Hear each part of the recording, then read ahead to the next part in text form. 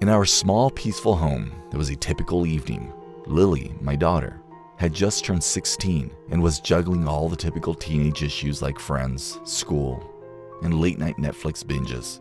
But that evening, events took a terrifying turn, and I still get goosebumps thinking about it. At approximately 2 a.m., the sound of Lily's frightened whisper startled me to consciousness. Her voice trembled, and her words sent a chill down my spine. "Mom, help! I can't move!" My heart was thumping as I stumbled out of bed and hurried to her room. I pounded on her door, and what I saw will haunt me always. Lily was lying in bed, her eyes wide open and fixed on the ceiling. Although she appeared frightened, what was most unsettling was that she had no movement at all. She appeared paralyzed. She was unable to respond when I tried to speak with her. Inside of herself, she was entrapped. Initially, I tried to gently shake her and reassure her, but nothing I did seemed to be effective. I was completely helpless as panic gnawed at the edges of my mind. Although I had heard of sleep paralysis before, nothing could have prepared me for the sheer horror of experiencing it firsthand, particularly when it was happening to my child. I could see tears forming Lily's eyes, and her breathing became labored. Even though she was awake and aware of her surroundings, she was confined to a nightmare between being awake and asleep. Despite the fact that she couldn't feel my touch, I held her hand and tried to let her know that I was there for her. The space seemed to get dimmer and colder as I sat there. Unsettling whispers and what sounded like distant footsteps could also be heard. My heart beat faster, and I couldn't get rid of the feeling that something evil was hiding nearby, waiting for a chance to strike. I recalled reading that talking to someone experiencing sleep paralysis occasionally helped them snap out of it, as I was in the midst of this bizarre horror. As a result, I began reassuring Lily subtly that everything would be alright, that it was all just a dream, and that she should get up. I fervently hoped that it would succeed. Lily's body jerked and her eyes quickly blinked after what felt like hours, and she let out a loud gasp. The moment she rejoined me, the space appeared to have returned to normal. Her whole body shook as she hugged me tightly. I comforted her as the fear subsided by holding her close. We chose to sit up together and discuss what had happened instead of sleeping much that night. Lily described how, just before the paralysis started, she felt a foreboding presence in her room, and a great sense of dread overcame her. I hope we never have to go through that terrifying experience again. Even though sleep paralysis is a well-known occurrence, when it affects your child, it's a real-life nightmare that no amount of reason can cure. The incident still makes me uneasy, because it serves as a stark reminder of how defenseless we all are when darkness falls and we find ourselves stranded in the unsettling space between sleep and wakefulness.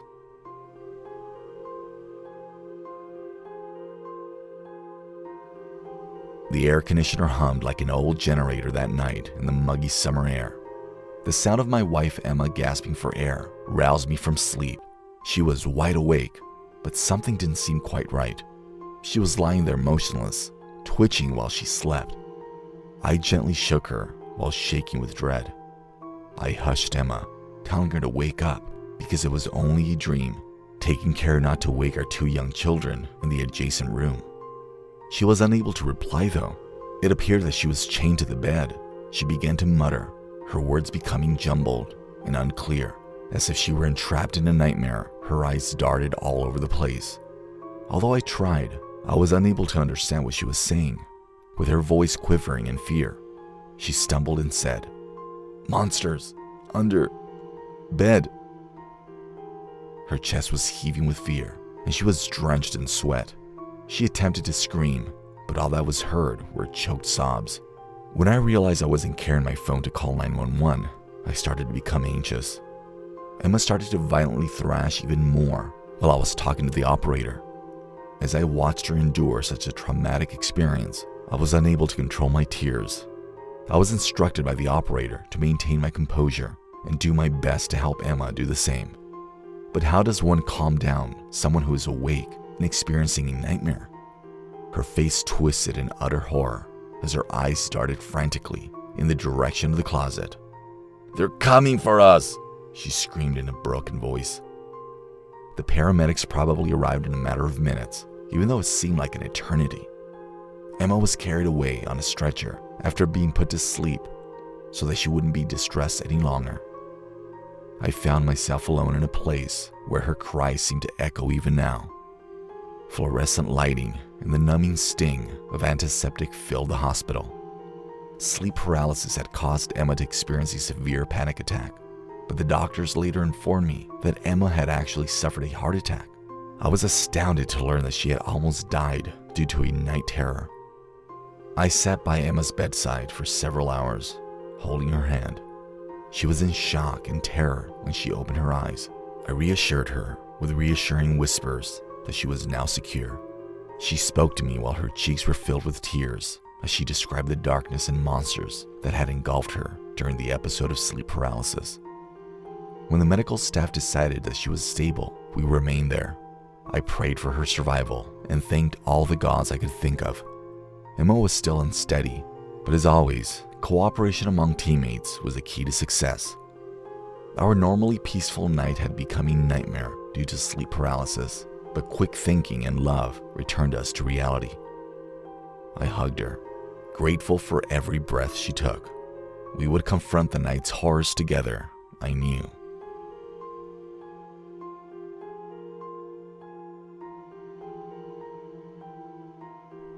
I've never believed in the paranormal. Nah, I'm not a fan of ghosts, spirits, and all that jazz.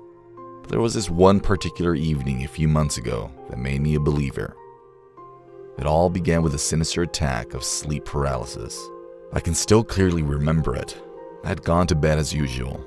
By the time that I was finished, I was out like a light. I suddenly woke up though, in the middle of the night. I was unable to twitch because the room was completely dark. My chest started to tighten as I realized I couldn't even scream. I then caught a sight of her.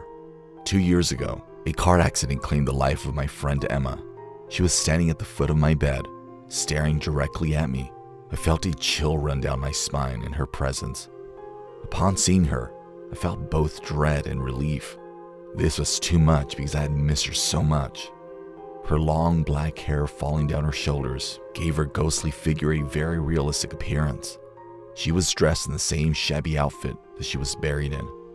Emma had this sinister smile on her face, as though she was aware of something I wasn't. My thoughts were racing as I lay there motionless. Although it felt like she had returned from the afterlife, I knew it couldn't be true because it was impossible for an afterlife encounter to occur. It was a nightmare that I was having while awake. Although I made an effort, the fear was too great. My paralyzed silence was broken by Emma's whisper. Her voice echoed faintly, hauntingly. She referred to me by name, her voice filled with regret and longing. She seemed to need something from me. My body was immobile, but my heart was aching, and I wanted to reach out to her. As this spectral visit went on, minutes felt like hours. Dark shadows danced menacingly on the walls as the temperature in the room dropped. I desperately wanted to wake up and get out of this terrifying dream, but my body was immovable. After that, everything was all over in a split second. As Emma's silhouette gradually vanished, the paralysis started to let go of me. I could finally move when my limbs started to tingle. As my heart raced, I jumped out of bed, gasping for air. I was aware, rationally, that the frightening illusion my brain had pulled on me was nothing more than sleep paralysis. I was subconsciously missing my friend and worried that she was gone for good. Just a hallucination, a waking nightmare. Emma's visit was all that it was. Nevertheless, despite knowing this, I couldn't get rid of the impression that, for a split second, I had encountered something that was not of this world. I was completely chilled by the experience, and it made me wonder where the lines between imagination and reality should be drawn. I've been plagued by the memory of that night ever since, and a part of me sometimes questions whether there's more to the world than meets the eye. Perhaps, just perhaps, there are things in the world that science is unable to explain. Even though I'm a skeptic, that night, I couldn't help but wonder if the distinction between the living and the dead is less clear than we think.